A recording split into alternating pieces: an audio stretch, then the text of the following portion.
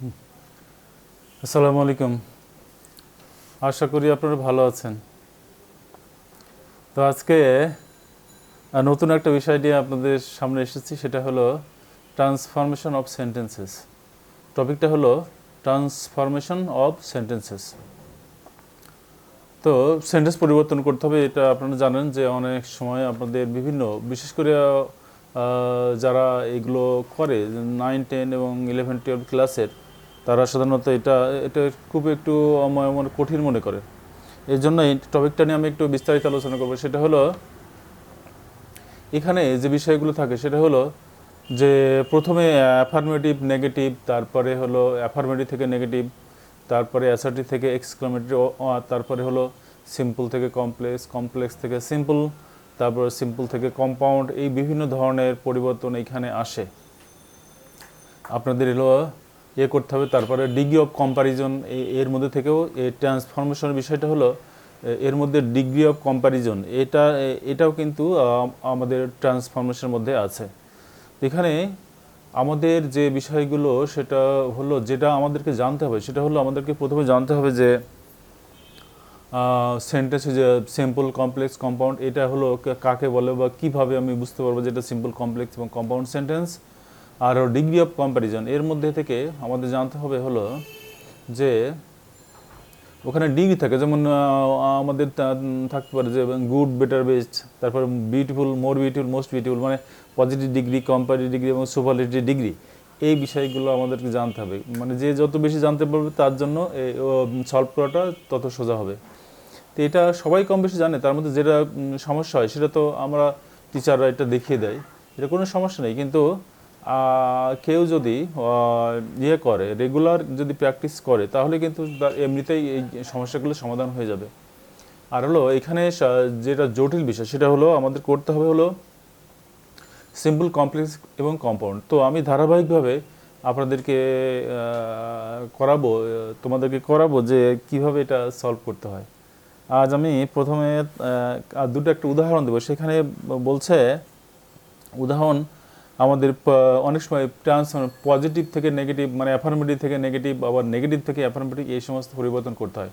আচ্ছা, এখানে আরেকটা কথা বলে রাখা ভালো যে ওই আমাদের অনেক সময় শব্দ পরিবর্তন করতে হয়। হ্যাঁ, যেমন গুড থেকে ব্যাড করতে হতে পারে, পো থেকে রিচ করতে হতে পারে, এই ধরনের শব্দ পরিবর্তন করতে হতে পারে। এই জন্য এই বিষয়গুলো আমাদের খেয়াল রাখা দরকার।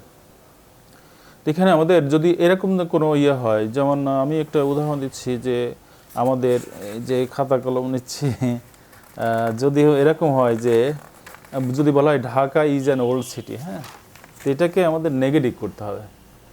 Dhaka is an old city, এটাকে আমার নেগেটিভ করতে হবে। তাহলে আমাদের করতে হবে, একটু লিখে নিই যে Dhaka is an old city. হ্যাঁ, তাহলে আমাদের এখানে মূল বিষয়টা হলো ঢাকা, তো আমাদের পরিবর্তন করা যাবে না।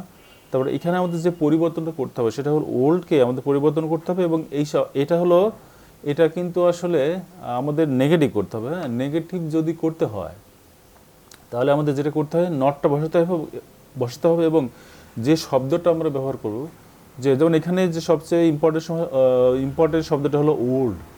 তারপর সিটি তো আমরা চেঞ্জ করতে পারবো না। তো এখানে তাহলে আমাদেরকে বলতে হবে যে ঢাকা, এখানে অর্থটা হলো ঢাকা হলো একটা পুরাতন শহর। আমাদের করতে হবে ঢাকা কোনো পুরাতন শহর নয়, ঢাকা একটি পুরাতন শহর, মানে নতুন শহর নয়।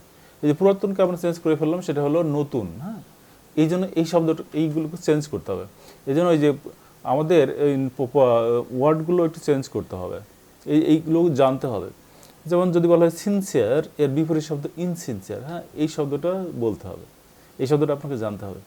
তাহলে এখানে বলা হয়েছে যে Dhaka is an old city, তাহলে আমাদের করতে হয়, যদি নেগেটিভ করতে হয়, আমাদের এখানে দেওয়া আছে নেগেটিভ করতে হয়, তাহলে আমাদের করতে হবে Dhaka is is is a is not, তাই না, is not a new city, is not a new city.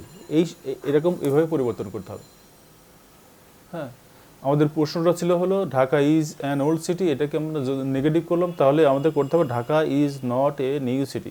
এখন এখানে কিছু পরিবর্তন, যেমন ওখানে অ্যান ওল্ড ছিল, যেহেতু ওল্ডের আগে অ্যান হবে, এই জন্য ওল্ডের আগে অ্যান ছিল। হ্যাঁ, এখন আমরা নিউ শব্দটা ব্যবহার করেছি, এই জন্য এখানে এর আগে কিন্তু আপনার অ্যান হবে না, এর আগে হলো এ হবে। হ্যাঁ, তাহলে এই ব্যাপারগুলো লক্ষ্য রেখে আপনাকে এই কাজটা করতে হবে। এটা হলো ট্রান্সফরমেশনের নিয়ম, মানে প্রাথমিক একেবারে নিয়ম। ট্রান্সফরমেশন মানে কী করতে হবে আপনাদেরকে আগে বলেছি। ট্রান্সফরমেশন মানে পরিবর্তন করতে হবে। ট্রান্সফার মানে কিন্তু পরিবর্তন করা।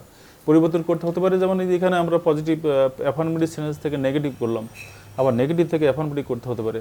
তারপরে হলো সিম্পল, কমপ্লেক্স, কম্পাউন্ড, এখানে বিভিন্ন ধরনের পরিবর্তন হচ্ছে। সিম্পল থেকে কম্পাউন্ড, কম্পাউন্ড থেকে সিম্পল, সিম্পল থেকে কমপ্লেক্স, কমপ্লেক্স থেকে হলো কম্পাউন্ড, এই ধরনের অনেক ধরনের পরিবর্তন করা হতে পারে। আবার ডিগ্রি অফ কম্পারিজন, পজিটিভ থেকে আপনার কম্পারেটিভ, কম্পারেটিভ থেকে সুপারলেটিভ, এই ধরনের অনেক ধরনের পরিবর্তন করতে হতে পারে। এখানে আমি ধারাবাহিকভাবে আজকে প্রথমে আমার নেগেটিভ মানে পজিটিভ সেন্টেন্সকে, মানে অ্যাফার্মেটিভ সেন্টেন্সকে কীভাবে নেগেটিভ করতে হবে সেটা নিয়ে একটু আলোচনা করছি। আমাদের প্রথম উদাহরণটা ছিল যে Dhaka is an old city. এটা হলো একটা মানে এখানে অ্যাফার্মেটিভ সেন্টেন্স এবং এটাকে নেগেটিভ করতে বলেছে। তো এখানে আমরা বলেছি যে ঢাকা ইজ অ্যান ওল্ড সিটিকে যখন আমরা নেগেটিভ করব তখন আমরা বলবো Dhaka is not a new city. Dhaka is not a new city, এই নিউ ওল্ডটাকে আমরা পরিবর্তন করে ফেলেছি, এটা পরিবর্তন করতে হবে। হ্যাঁ, আপনি যদি Dhaka is not an old city শুধু নট বসিয়ে দেন, নট বসালে কিন্তু আমাদের যে ইয়েটা প্রশ্নের যেটা চেয়েছে সেটা কিন্তু আমাদের ফুলফিল হচ্ছে না। এই জন্য আমাদের করতে হবে Dhaka is not a new city. আচ্ছা, এখানে আরেকটা সেন্টেন্স বলছি, সেটা হলো the man is poor. The man is poor, এরকম যদি হয় তাহলে আমাদের বলতে হবে যে দি ম্যান ইজ পোর মানে লোকটা গরিব।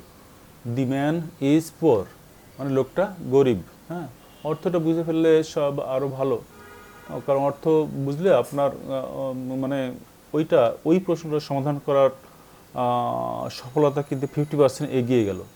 এই জন্য আমাদেরকে বলতে হবে যে দি ম্যান ইজ পোর, মানে অর্থ হলো যে লোকটা গরিব। হ্যাঁ, তো এখন আমাদের করতে হবে লোকটা যেহেতু গরিব আমাদের এখানে নেগেটিভ করতে হবে। তা এখানে বলতে হবে, আমরা কখনোই বলতে পারবো না লোকটা গরিব নয়, কারণ আমাদের সেন্টেন্স পরিবর্তন করতে হবে এবং অর্থটা কিন্তু পরিবর্তন করা যাবে না। হ্যাঁ, সেই জন্য আমরা এইভাবে আমরা নেগেটিভ করি এবং নেগেটিভ পরিবর্তন করা এটাই নিয়ম।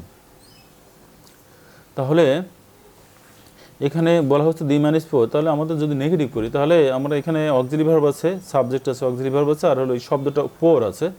তাহলে আমরা লিখতে পারি the man is not rich. হ্যাঁ, নট বসালাম আর ওই পোর মানে গরিব, এই শব্দটা একটা পজিটিভ, ওই শব্দটার একটা পজিটিভ গুণ দিলাম আর কি।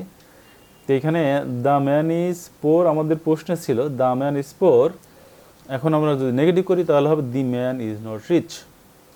The man is not rich, RICH, হ্যাঁ, RICH, রিচ।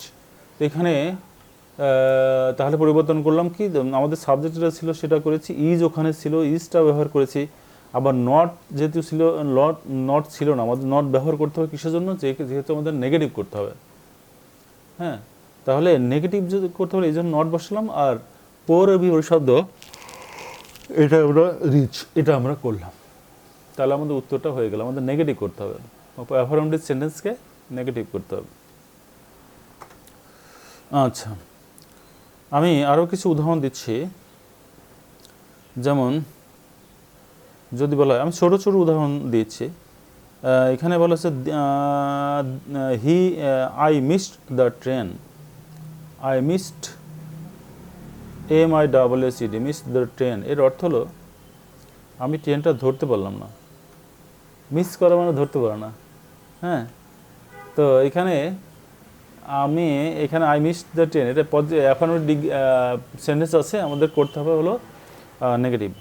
এখানে মিস শব্দটা মানে মিস করলাম মানে ধরতে পারলাম না। আমরা তো ধরা মানে তো এখানে এরকম ধরি না, তো ওখানে কোনো যানবাহনের মধ্যে উঠতে পারায় এবং উঠতে না পারায়, এর মধ্যে একটা পার্থক্য। হ্যাঁ, সুতরাং এখানে মিস মানে মিস মানে আসলে ব্যাপারটা ওই রকম না, মানে ধরতে পারা না ধরতে পারা, উঠতে পারা না উঠতে পারা।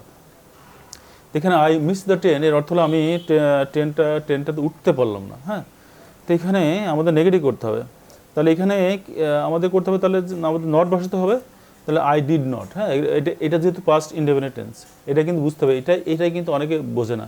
এই মিসড শব্দটা, মিসড MISSED, আই মিসড, এটা হলো একটা মানে শব্দ, এবং এটা পাস্ট ইনডেফিনিট টেন্স। হ্যাঁ, পাস্ট ইনডেফিনিট টেন্সকে যদি নেগেটিভ করতে হয় তাহলে সাবজেক্টের পরে ডু করতে হয়, ডিড করতে হয়।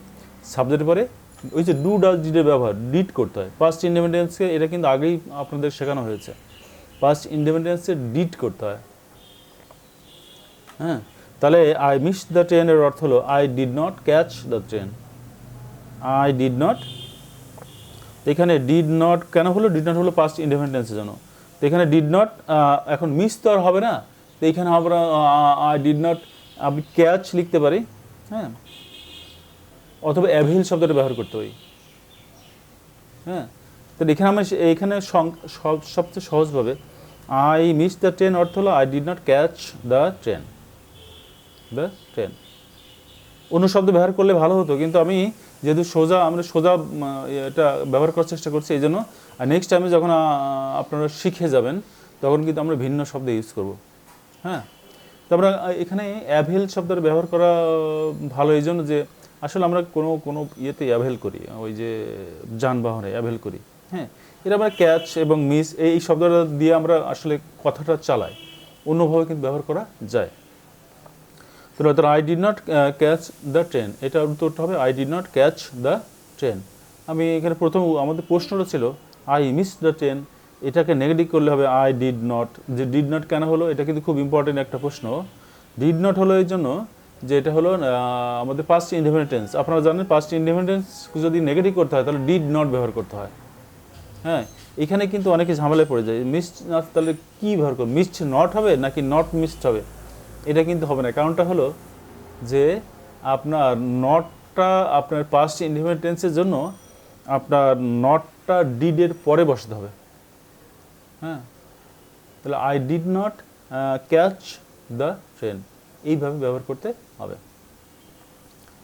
আচ্ছা, এখানে আরও কিছু আমি আরেকটা ছোটো ছোটো উদাহরণ আমি খুঁজে